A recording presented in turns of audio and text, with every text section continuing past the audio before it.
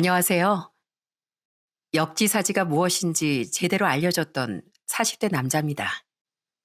저도 장사를 하다 보니 오며 가며 수많은 사람들을 겪긴 했지만 제일 상대하기 어려운 건 누구보다 가족이더라고요. 그중 전 장모님이 절 굉장히 탐탁지 않아 했습니다. 제가 처가댁 식구들과 수준이 안 맞는다고 생각하셨거든요.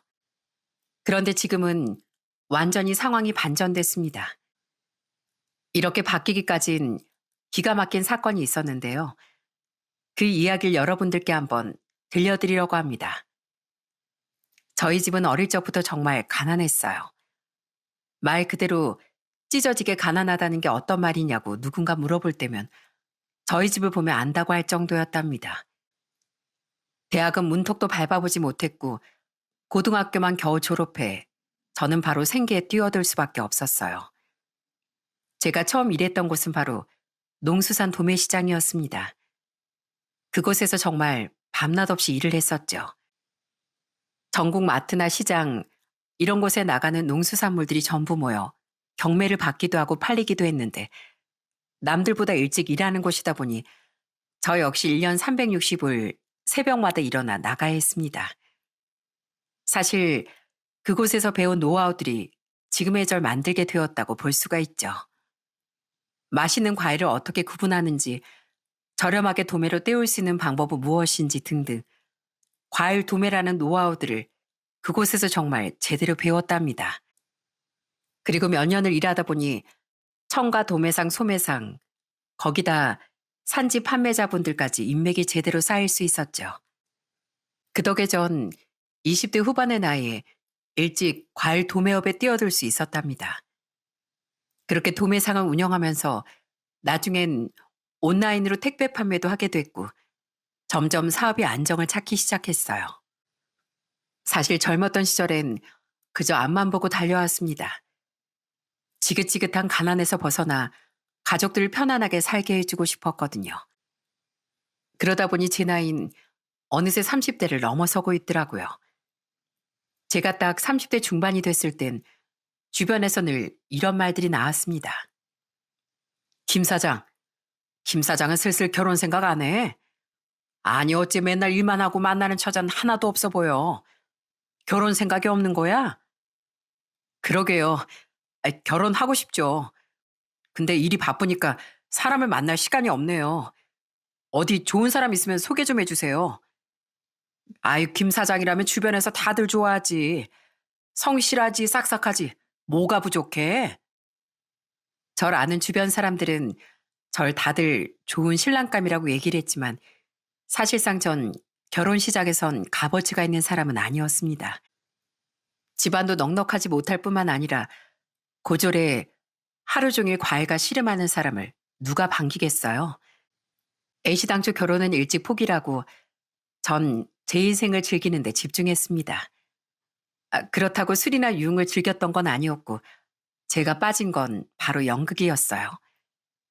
쉬는 날이나 비수기 땐 자주 연극을 보러 가곤 했었는데 마침 동네에 연극 모임이 있어 그곳에 가입을 하게 됐습니다. 그곳에서 운명의 여자를 만날 줄은 꿈에도 생각 못했죠. 연극 모임에 가입했을 때 첫 모임에서부터 제 눈에 확 들어왔던 여자가 한 명 있었어요. 대기업에 다니는 직장인이었던 그 여자는 말투부터가 참 상냥하고 친절했어요. 모임에 자주 나가면서 대화를 나눌 때면 마음이 너무나 포근하고 따뜻해졌습니다. 바로 이 여자가 제 아내랍니다. 아내는 제 직업에 대해 너무 멋있게 생각을 하더라고요. 모진 환경 속에서도 포기하지 않고 열심히 살아가는 절 누구보다 대단하게 생각을 했죠. 그런 아내와 2년의 연애 끝에 전 30대 후반에 결혼을 하게 됐고 결혼 후 바로 아들을 낳게 됐습니다. 사실 결혼에 제일 큰 기여를 한 사람이 있었어요. 그건 바로 처제였죠. 처갓집은 솔직히 스펙으로만 따지면 제가 끼기도 힘든 집안이었어요. 장인께서도 명문대를 나와 좋은 기업에 다니다 은퇴를 하셨고 특히나 장모는 지방대 교수 출신이실 정도로 능력이 상당하셨거든요. 아내와 처제 또한 명문대를 나와 둘 다 국내에서도 누구나 잘 알고 있는 대기업에 다니고 있었고요. 그러니 처음엔 처가댁에서 반대가 좀 있었습니다. 그때 처제가 적극적으로 아내 편을 들어주면서 저흰 결혼에 꼴이 날 수 있었어요. 결혼을 하고 나서도 아내와 처제는 사이가 정말 좋았습니다. 아이가 태어나고 나선 처제가 집에 와서 애들을 봐줄 때도 많았어요. 어? 처제, 언제 왔어? 퇴근하자마자 또 여기로 출근했구나. 아유, 처제가 고생이다. 정말 미안하고 고마워. 에이, 뭘요. 형부랑 언니 도와주는 건데. 형부랑 언니도 나중에 저 결혼하고 아이 낳으면 이렇게 도와주면 되잖아요. 다음 주에 결혼 기념일이죠? 그때 제가 조카 봐줄 테니까 둘이서 데이트라도 하고 와요. 맨날 애 보느라 정신 없을 텐데 오랜만에 데이트해야죠. 진짜? 아, 그럼 그날 처제가 우리 애 진짜 봐줄 수 있어? 안 그래도 올해는 그냥 집에서 보내야 되겠다 생각하고 있었는데.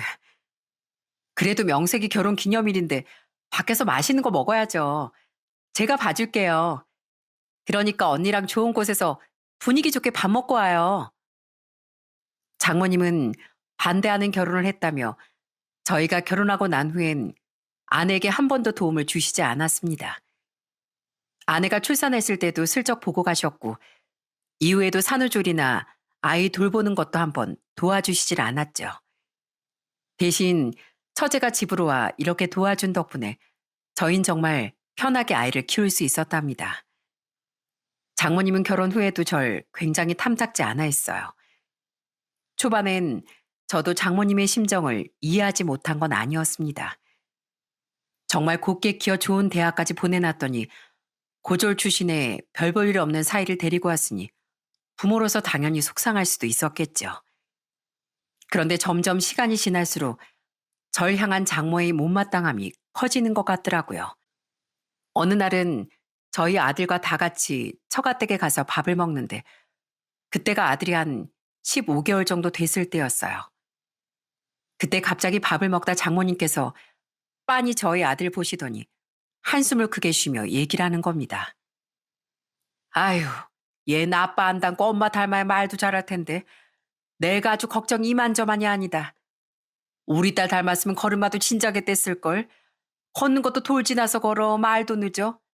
이거 다 아빠 닮은 거 아니냐? 다른 거 몰라도 머리는 꼭 우리 딸을 닮아야 하는데 아유 핏줄이 어디 가겠어. 장모님 걱정 마세요. 제가 다른 거 몰라도 새만한 정말 빠르거든요. 믿으실지 모르겠지만 저 어렸을 적에 영재 소리도 들었거든요. 그러니 저희 아들 머리 걱정 안 하셔도 됩니다. 아유 어떻게 걱정을 하네. 자네 닮았으면 대학이나 갈는지 모르겠네.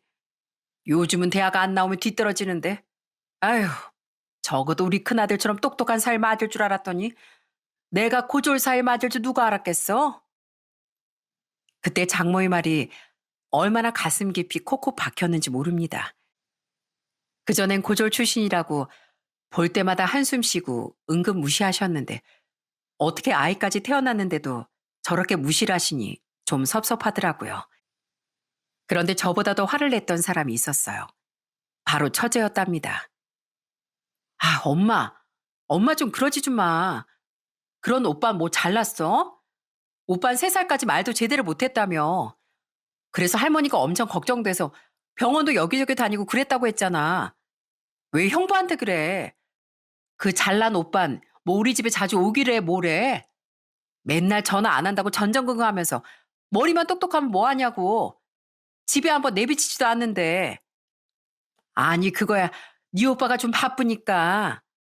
바쁘긴 뭘 바빠? 잘난 척하느라 바쁘겠지. 형부는 그래도 엄마랑 아빠 얼굴 보면서 밥 한 끼 먹자고 이렇게 오는데 오빤 엄마 아빠한테 전화라도 한 통 해? 하나도 안 하잖아. 엄마 진짜 그러면 안 돼. 그렇게 처제가 한 소리를 하자 그제서야 장모님은 아무런 말도 하지 못하셨습니다. 사실 처가댁엔 정말 누가 봐도 잘났다고 할 만한 사람이 있었어요. 바로 아내의 오빠인 형님이었죠. 형님은 지방에서 부교수로 재직하고 있었는데 진짜 1년에 한 번 얼굴 보는 것도 힘들었어요. 명절에도 자기 일이 바쁘면 처가댁에 오지 않았고 연락도 별로 없었고요. 그런데 장모님은 그런 형님과 절 자주 비교를 하시곤 했습니다. 그럴 때마다 처제와 장인 그리고 아내가 나서서 막아주니 그땐 장모님께 섭섭해도 참고 넘어간 적이 많았죠. 그러던 어느 날 처제가 30대 후반이 됐을 때 정말 반가운 소식을 전해왔어요. 어느 날 갑자기 밥을 먹으러 오겠다면서 연락이 온 적이 있었답니다. 저흰 당연히 처제가 혼자 올 줄 알았죠. 그런데 집에 온 처제는 혼자 온 게 아니더라고요. 누군가 같이 왔더라고요. 어? 누구? 처제, 이분은 누구셔? 혹시 처제 남자친구? 안녕하세요. 강경대라고 합니다. 처음 뵙겠습니다. 저 진영이 남자친구입니다. 형부, 내 남자친구예요. 그리고 곧 저희 결혼하려고요. 다른 사람보다 형부랑 언니한테 제일 먼저 소개해주고 싶어서 오늘 데리고 왔어요. 전 그 이야기를 듣고 정말 깜짝 놀랐습니다. 그동안 연애라는 모습을 종종 보긴 했지만 이렇게 정식으로 인사를 온 건 처음이었거든요. 처제는 장인 장모님보다 저희에게 먼저 남자친구를 보여주면서 인사를 시켜줬습니다. 처제의 남자친구는 정말 인상도 너무 좋았고 멀끔하고 거기다 능력도 좋았어요. 예비 동서가 될 사람은 바로 변호사였거든요. 대학도 정말 좋은 곳에서 나오고 집안도 좋더라고요. 그리고 딱 처음 만났을 때부터 예비 동선 사람이 참 소탈하고 호탕했습니다. 저한테 깍듯하게 대하면서도 정말 조심스러워 하더라고요. 당연히 처가댁에선 예비 동서를 너무나 마음에 들어 했고 큰 반대 없이 그렇게 처젠 결혼을 하게 되었죠. 결혼하고서 초반엔 동서와 조금 어색하게 지냈네요. 서로 일하는 분야도 워낙 다르기도 하고 동서도 절 좀 어려워하더라고요. 그러던 어느 날 저희의 관계 반전이 생기게 된 사건이 벌어지게 됐습니다. 그날은 결혼하고서 처제와 동서 그리고 저와 아내 이렇게 넷이서 밖에서 한 잔 마시게 된 날이었어요. 한창 술을 마시고 있는데 동서가 잠깐 통화를 하고 오겠다고 자리를 비우게 된 거였죠. 그런데 10분이 지나도 동서가 들어오질 않더라고요. 진영아, 제부 왜 이렇게 안 와? 통화가 길어지는가 본데? 그러게, 왜 안 오지? 이 시간에 이렇게 길게 통화할 일이 없을 텐데, 뭐 급한 일이 생겼나? 처제, 내가 나가볼게. 여기 잠깐 있어봐. 그렇게 전 가게 밖으로 나가보게 됐습니다. 주변을 둘러봤는데 동서의 모습이 보이지 않더라고요. 어디 다른 곳이라도 가서 통화를 하나 생각하고 좀 멀리까지 둘러보고 있는데 한 골목길을 보고 정말 경악을 금치 못했습니다. 그곳엔 바로 동서가 있었어요. 그런데 그 골목엔 동서만 있는 게 아니었어요. 한 20대로 보이는 젊은 애들 3명이 동서를 둘러싸고선 발길질을 하고 있더라고요. 동선 바닥에 누워 있었고 전 그 모습을 보자마자 바로 달려가 주변을 에워싼 그 3명을 뜯어냈습니다. 그러고선 동서 상태를 먼저 살폈죠. 뭐야, 동서, 괜찮아? 아니, 이게 무슨 일이야? 형님, 저, 한 명만 좀 잡아주세요. 뭐? 한 명만 꼭 잡아주세요. 도망 못 가게요. 그렇게 전 그 젊은 애들이 이리저리 휘둘리는 팔에도 꾹 참고서 한 명의 다리만 붙들고 놓아주지 않았어요. 그리고 얼마 지나지 않아 누군가가 신고를 했는지 경찰이 출동을 했더라고요.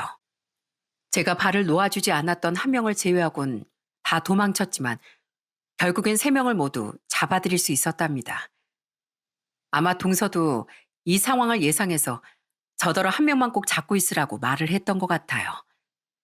그렇게 경찰이 오고서 상황이 어느 정도 정리되면서 전 동서를 부축하고 일으키며 물었습니다. 동서, 이게 대체 어떻게 된 거야? 무슨 일이야? 아, 잠깐 편의점 가려고 했는데 가는 길에 어깨가 좀 부딪혔어요. 그래서 사과를 했는데 갑자기 막 셋이서 달려들더라고요. 형님은 좀 괜찮으세요?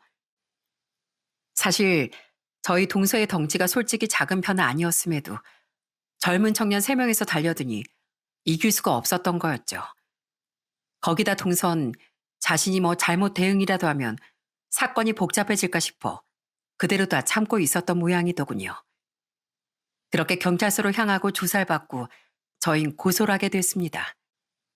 그런데 그 젊은 친구들이 술에 취한 행동이었는지 다음날 정신을 차리자마자 현실이 보였던 모양이었어요.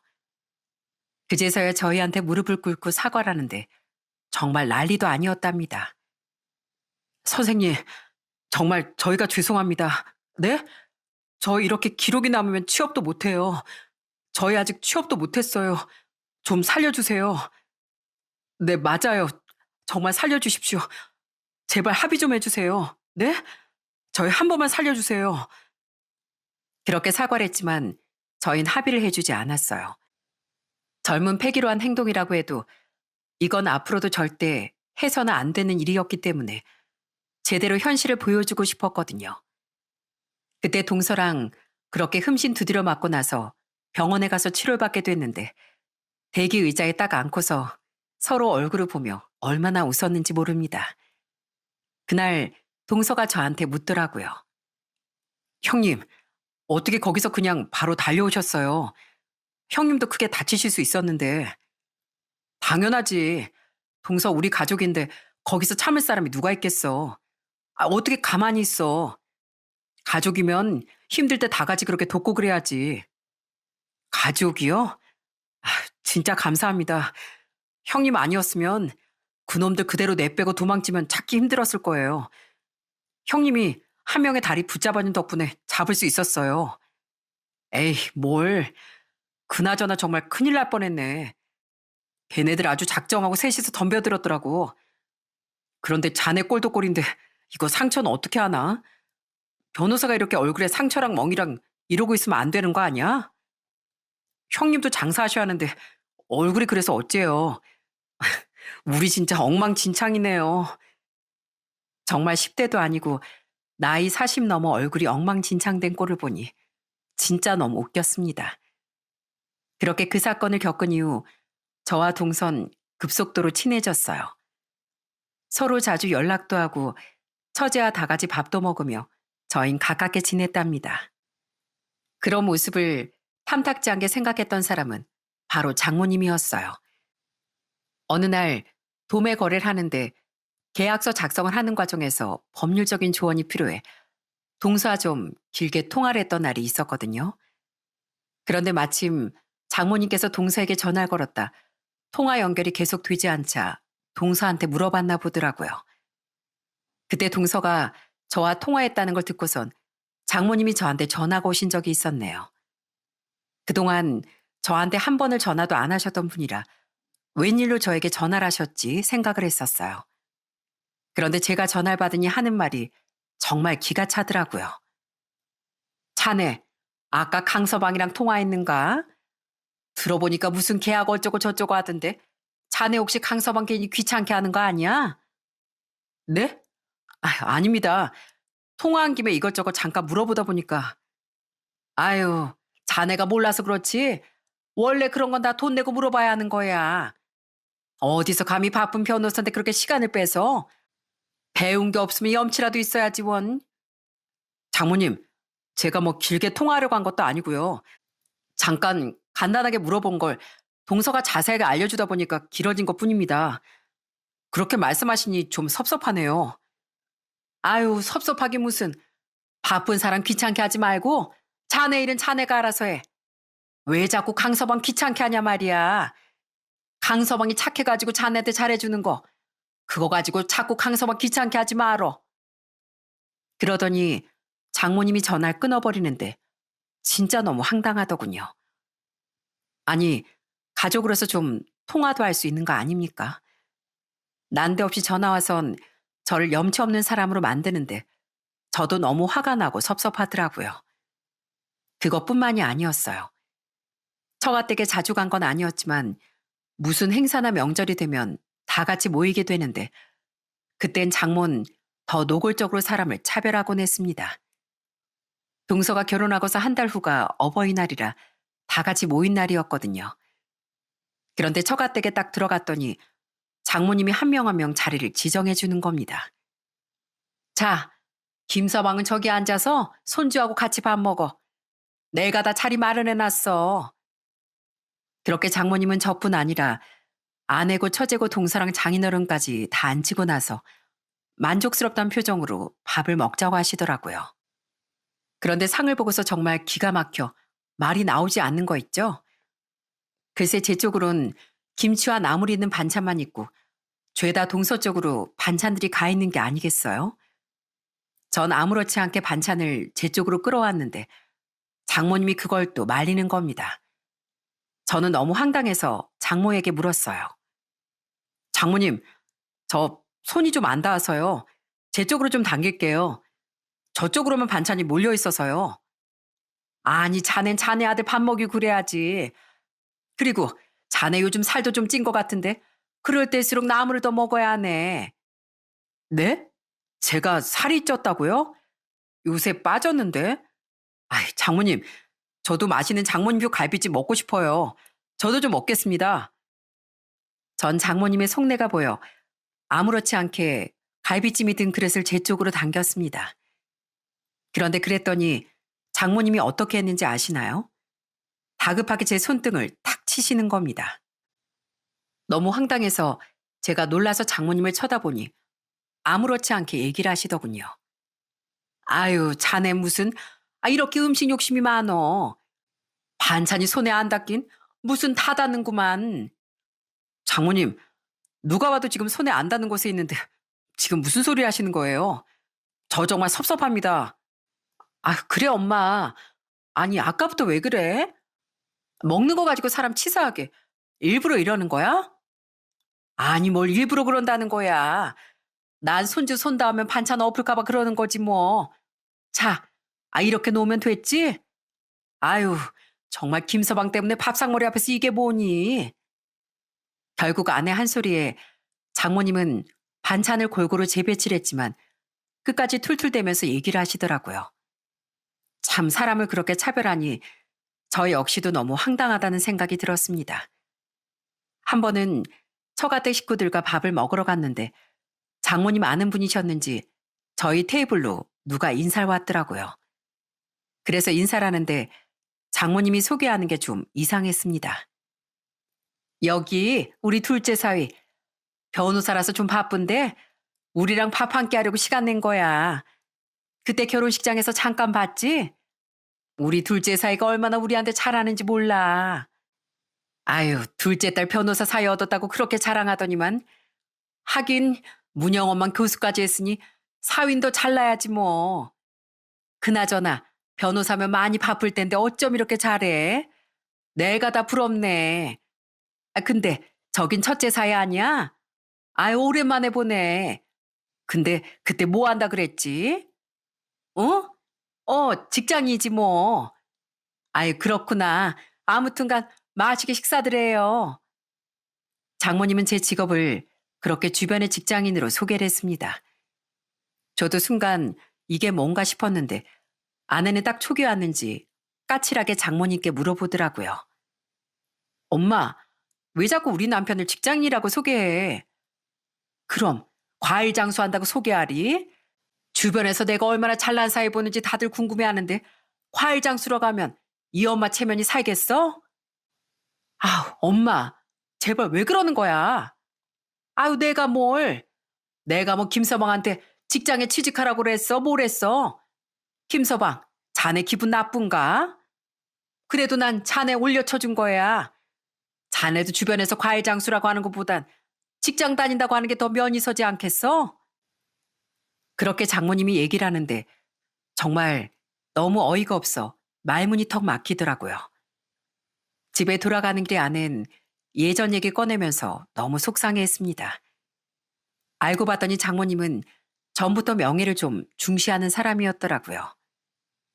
여보, 내가 대신 사과할게. 엄마 대체 왜 저러나 몰라. 엄마 때문에 우리도 진짜 아득바득 명문대 간 거야. 엄마가 우리 명문대 안 가면 동네 얼굴 두고 다닐 수 없다고 내내 들들 볶아서 말이야. 아니, 자식한테만 그러면 됐지. 왜 자꾸 저러나 몰라. 정말 미안해. 아니야. 장모님 저러시는 거 하루 이틀도 아니고 이제 그냥 한 귀로 듣고 한 귀로 흘릴 수 있어. 아, 내가 다 창피하다 정말. 엄마도 제대로 당해봐야 돼. 이거 봐봐. 우리 오빠 아무리 잘난 부교수면 뭐해? 집에 한번 오기래. 아니면 엄마 아빠한테 전화라기래. 아무것도 안 해도 그 잘난 부교수 되니까 엄만 좋아하잖아. 진짜 철저하게 외면당해봐야 엄마 정신 차리는지. 아무리 우리가 얘기해도 귓등으로도 안 듣는다니까.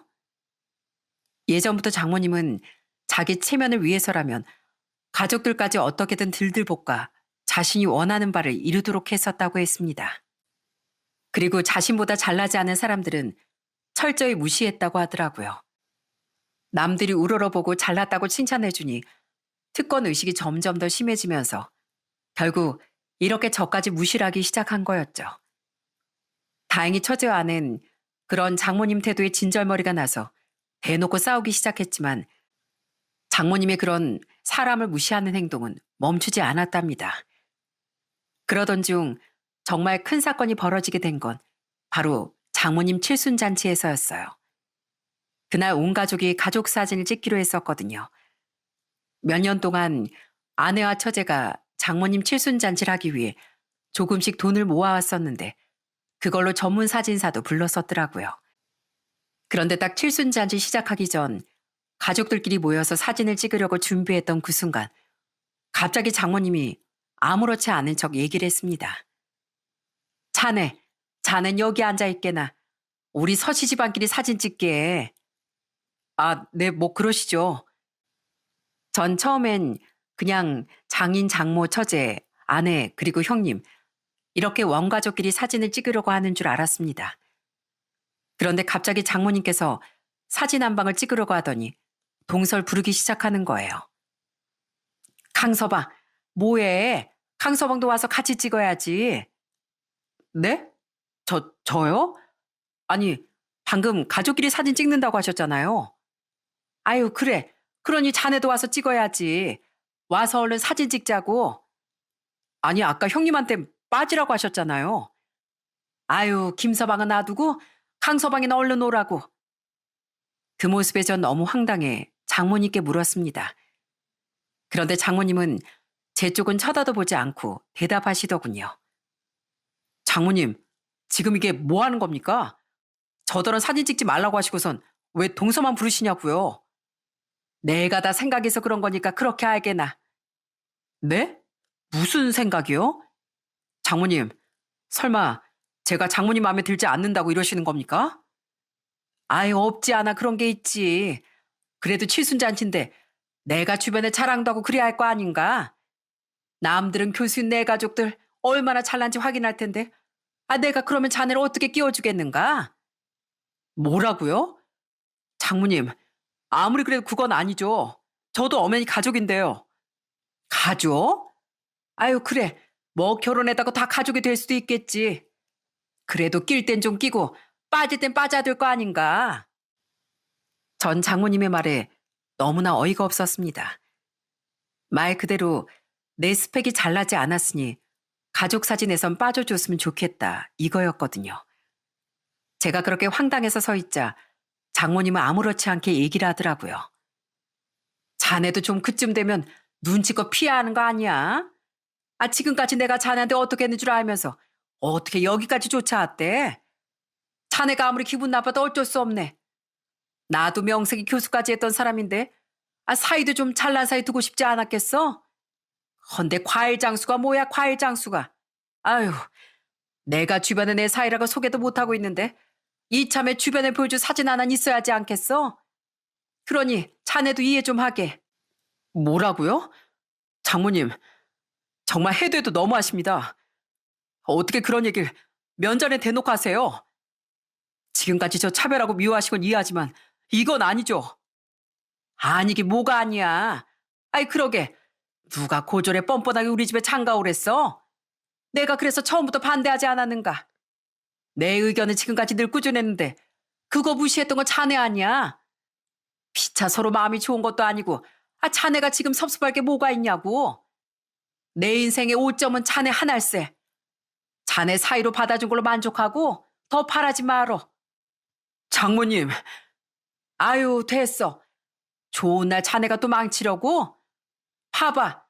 자네만 없으면 조용히 지나갈 일을 굳이 이렇게 분란을 만들어서야 되겠어? 하여간 뭐가 없으면 눈치라도 있든가. 아유. 그런 장모님의 모습에 아내마저 크게 화를 내기 시작했습니다. 그렇지만 아내와 처제가 아무리 화를 내도 장모님의 태도는 변하지 않더라고요. 엄마, 진짜 뭐 하는 짓이야? 엄마 진짜 해도 해도 너무한다. 아무리 그래도 장모님이라고 남편이 얼마나 노력하는데 어떻게 끝까지 그렇게 해? 그래, 엄마. 이건 아니야. 지금 뭐 하는 거야? 엄마가 하는 게 얼마나 기가 막힌 일인지 몰라서 그래? 아유, 몰라, 몰라. 니들까지 왜 그러니? 애시당초 엄마가 이럴 거 니들이 모르는 것도 아니고. 지금까지 쭉 이래왔던 걸 왜 갑자기 화를 내고 그래? 내가 뭐 김서방 처음부터 좋아했어? 아니잖아. 아유, 그러니까 니들도 그만해. 어떻게 아무리 사람이 마음에 들지 않아도 이젠 가족이 된 지도 몇 년이나 지났는데 어쩜 끝까지 이럴 수가 있는지 정말 이해가 되지 않았어요.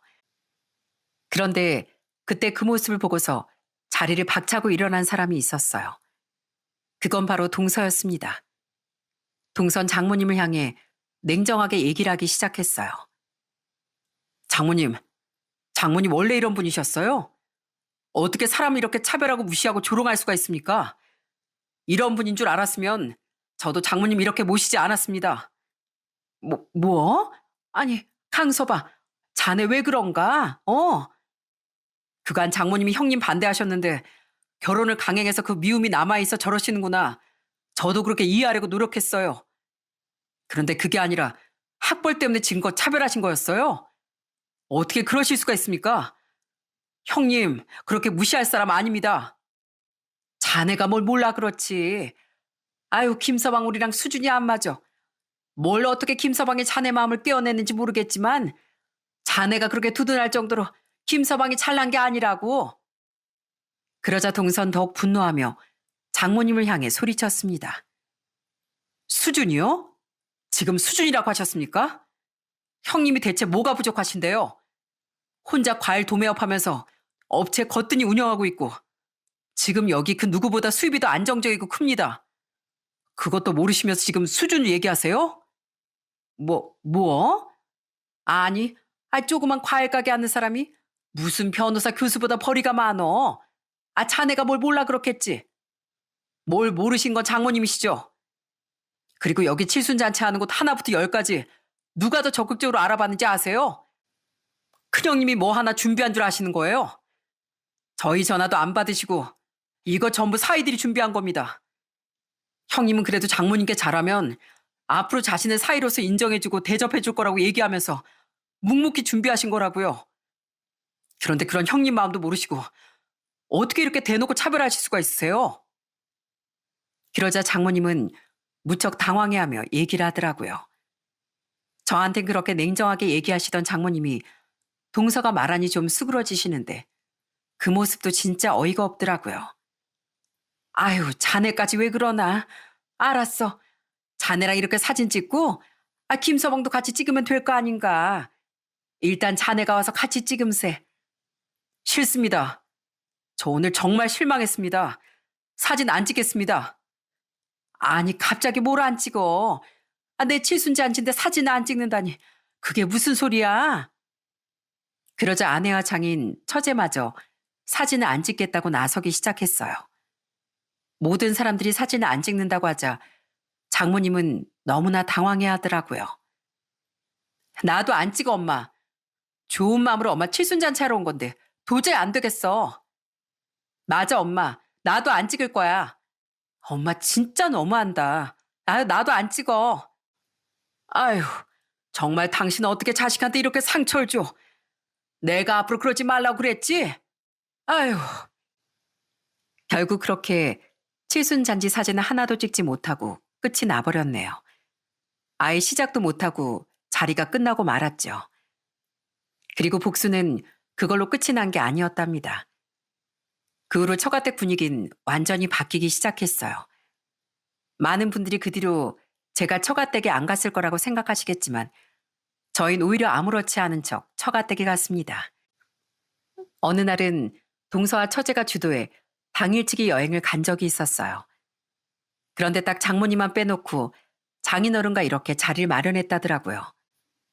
바닷가도 거닐며 맛있는 음식도 먹고 사진도 잔뜩 찍고서 장인어른을 모셔다 드리려고 처가댁에 갔는데 마침 장모님이 외출했다가 들어오시며 마주치게도 했습니다. 그러더니 저를 보고선 당황해 하더라고요. 뭐야, 당신 오늘 약속 있다던 게 애들 보는 거였어? 아니, 그럼 나한테 왜 말도 안 하고 당신만 갔어? 당신은 별로 그런 거 달고하지 않잖아. 우리 김서방 기분 전환 시켜주려고 다 같이 당일치기 여행 간 건데 당신은 별로 안 좋아할 거 아니야. 뭐? 아니, 내가 왜 안 좋아해? 그럼 아니야? 지금까지 당신 그래 놓고서 왜 그래? 자, 얘들아, 니들 오늘 고생 많았다. 이 늙은이 모시고 다니느라 피곤했지? 얼른 가서 쉬거라. 덕분에 재미나게 구경도 잘하고 즐거웠다. 그렇게 장인어른께선 인사를 하고서 처가댁으로 들어가 버리셨습니다. 저와 아내 역시 장인어른에게 인사를 하고 바로 나왔고요. 그런데 장모님이 저희들을 쫓아오며 아내의 팔을 잡더라고요. 그러더니 황당해하며 얘기를 하시더군요. 예, 문영아. 아니, 너 왜 엄마한테 말을 안 했어? 다 같이 모이는 거면 나한테도 말을 해야지. 아니, 어떻게 니들끼리 그렇게 모일 수가 있니? 엄마 오긴 올 거였어? 아니, 엄마 우리 남편 별로 안 좋아하잖아. 피차 불편한데 뭘 같이 모여. 우리도 다 엄마 생각해서 그런 거야. 뭐? 아니, 얘가 왜 그래? 김서방, 아무리 그래도 이러는 건 아니지 않나? 자네가 이렇게 한 거지? 자네 머리가 아니면 다른 사람들은 다 점잖아서 이런 생각도 안 할 텐데 자네가 생각한 거지? 나만 빼놓고 가자고. 그러자 아내가 제 앞을 가로막으며 장모님을 향해 화를 내기 시작했어요. 왜 우리 남편한테 그래? 내가 그러자고 했어, 내가. 그리고 진영이랑 제부도 그러자고 했고 다 그렇게 생각하는데 왜 우리 남편한테 그러냐고. 엄마가 먼저 그래 놓고서 왜 그래? 맨날 우리 남편 따돌리고 그랬으면서 이제 와서 딴소리야 왜? 뭐라고? 다들 그러자고 했다고? 너 일부러 거짓말하는 거지? 거짓말은 무슨. 다 물어봐. 나도 그렇고 아빠도 그렇고 진영이랑 제부까지 다 엄마 없이 가는 거 동의했다니까? 애초에 우리 남편 기분 전환해주려고 모이는 건데 엄마가 오는 건 좀 그렇지 않아? 아무튼 우리도 피곤해서 이만 갈게. 예, 문영아, 문영아. 등 뒤로 장모님의 목소리가 들려왔지만 아내는 제 팔을 꼭 잡고서 빠른 걸음으로 자리를 떠나버렸어요. 정말 감사하게도 장모님과 형님을 제외하곤 다른 처가댁 식구들이 다 제 편이 되어줬어요. 그럼에도 불구하고 처음엔 장모님은 억울하다고만 생각을 하셨습니다. 본인이 뭐가 잘못한 건지 전혀 느끼질 못하시더군요. 그러던 어느 날은 명절이었는데 그날 제대로 차별이라는 게 뭔지 장모님께 보여드렸어요. 특히나 동선 철저하게 장인과 장모를 다르게 대하기 시작했습니다. 형님, 제가 오늘 명절이라서 장인어른 구두랑 형님 코트 하나 사왔어요. 한번 입어보세요. 요즘 여기 브랜드가 진짜 잘 나간다고 하더라고요. 아이고, 자네 어떻게 이런 것까지 다 사왔나? 어디 보자. 응? 내 건, 내 건, 내 건 없는 거야? 네, 장모님 건 없습니다. 자, 장인어른, 형님, 한번 입어보세요. 아니, 자네, 내 건 대체 왜 안 사왔어? 그리고 명절 용돈을 주는 것도 대놓고 티나게 동선 용돈을 준비해 왔더라고요. 장인어른껜 아예 10,000원짜리로 100만 원을 뽑아다 마련했더라고요. 그러니 봉투가 아주 두둑하고 두툼한데 장모님껜 아무것도 주지 않았습니다. 그러자 장모님이 서운해하며 얘기를 했어요. 아니, 뭐야, 용돈도 내 건 없어? 아니, 강서방, 이거 좀 너무한 거 아닌가? 너무하긴요. 장모님이 그동안 저한테 보여주신 그대로 제가 하는 건데요. 강서방, 갑자기 왜 그러나? 어? 나한테 대체 왜 그래? 이러는 이유가 있을 거 아닌가? 나한테 뭐 섭섭한 거라도 있어? 아유, 아니요. 섭섭한 거라뇨. 다만 저는 제 가족 무시하는 사람은 눈에도 안 들어와서요. 뭐? 그제야 장모님은 자신이 한 행동이 어떤 결과를 불러오고 있는지 아는 눈치였습니다. 그때부터 장모님은 조금씩 행동이 조심스러워지기 시작했어요. 명절에 밥을 다 먹고 나서 장모님은 본인이 굳이 사온 사과를 들고 오더니 다 있는 자리에서 깎기 시작했습니다. 그러더니 다른 사람들에게 먹어보라며 말을 하더라고요. 다들 사과 한 조각씩 해. 시장 가서 내가 골라와서 사온 건데 맛있어 보이더라고. 그러자 동서가 아무렇지 않게 부엌으로 향하더니 제가 명절 선물로 가지고 갔던 사과 박스 쓱 가지고 와선 저에게 말을 걸면서 물었습니다. 아, 형님이 사과 하나 골라보시죠. 형님 눈썰미가 기가 막히게 좋으시잖아요. 보니까 진짜 좋은 과일 형님이 쓱쓱 잘 고르시던데 하나 골라보시면 제가 깎아보겠습니다. 어? 그래. 이게 맛있을 것 같네. 그러자 동선 빙긋 웃으며 그 사과를 들더니 쓱쓱 깎기 시작했습니다. 장모님은 그 모습에 좀 당황해 하더라고요. 그러더니 동선 아무렇지 않게 제가 고른 사과를 먹고서 장모님 사과를 한 입 베어 물더니 타박을 하기 시작했어요. 아우, 장모님. 아니, 그래도 결혼한 지 40년이 지나셨는데 사과 고르는 건 영 안 좋으시네요. 아이, 형님은 딱 보기만 해도 맛있는 사과를 저렇게 척척 고르시는데 장모님 사과는 뭐야? 아니, 강서방. 내 사과랑 김서방네 사과랑 뭐가 다르다고? 드셔보시면 아시죠? 역시 형님 눈썰미 진짜 대단합니다. 우리나라에서 아마 형님이 과일은 제일 잘 고르실 것 같아요.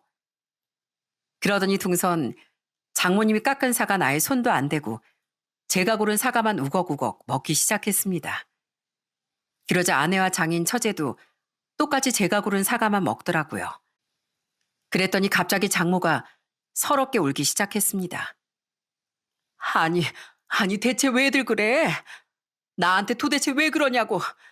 내가 뭘 그렇게 잘못했다고 다들 나한테 왜 그러는 거야 대체? 엄마, 아직도 모르겠어?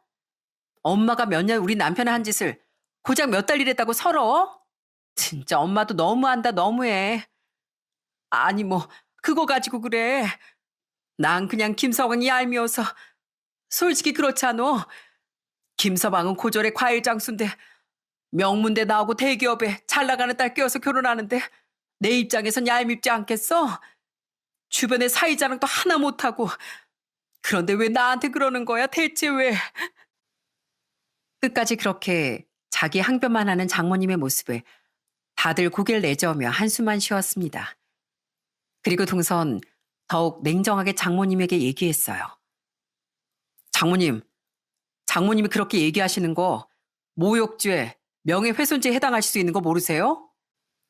다른 사람의 명예를 손상시키거나 허위 사실을 유포하면 그게 바로 명예훼손죄라는 겁니다.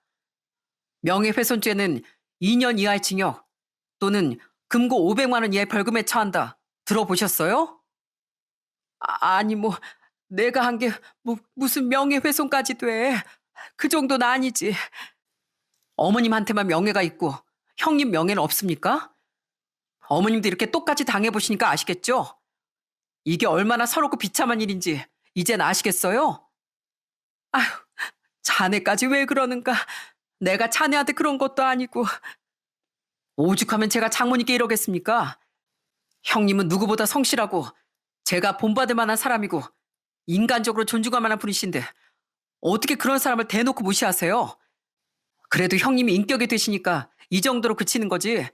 남들 같았으면 당장 고속감이에요.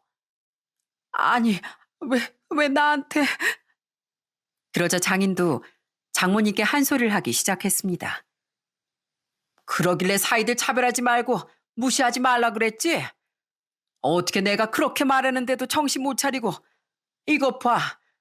사이들이 얼마나 당신한테 섭섭했으면 이러겠어. 당장 김서방한테 사과해. 얼른. 아, 내가 뭘 그렇게 잘못했다고. 아니, 아직도 정신 못 차렸어? 앞으로 계속 이렇게 당신 혼쭐 나봐야 정신 차릴 거야. 얼른 사과하라고. 그제서야 장모님은 울먹이며 저에게 사과를 했습니다. 알았어. 알았다니까. 김서방, 자네, 내가 진짜 미안하네. 자네한테 상처 줬던 거 내가 다 사과함세.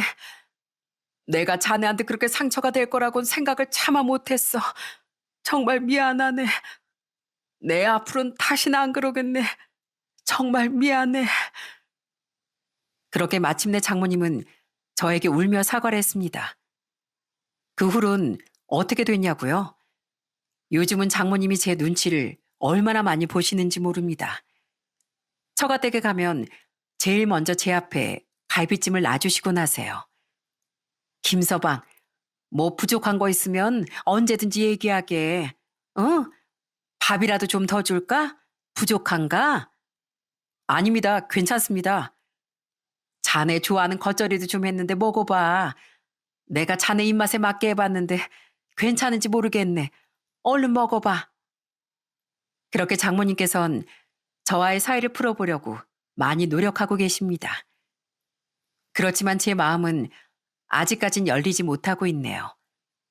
그저 전 앞으로 사이로서의 기본돌이만 하려고 생각하고 있어요.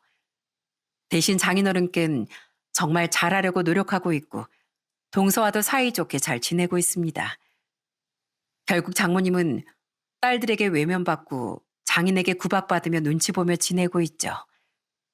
그동안 교수까지 역임하며 장모님께서 거의 처가댁 분위기를 휘어잡고 있었는데 이젠 완전히 자리가 역전되어 버린 거죠. 정말 속으로 반성을 하고 계시는지 모르겠지만 딱 장모님께 하고 싶은 말은 한 가지뿐이랍니다. 사람 위에 사람 없고 사람 밑에 사람 없다는 말이요.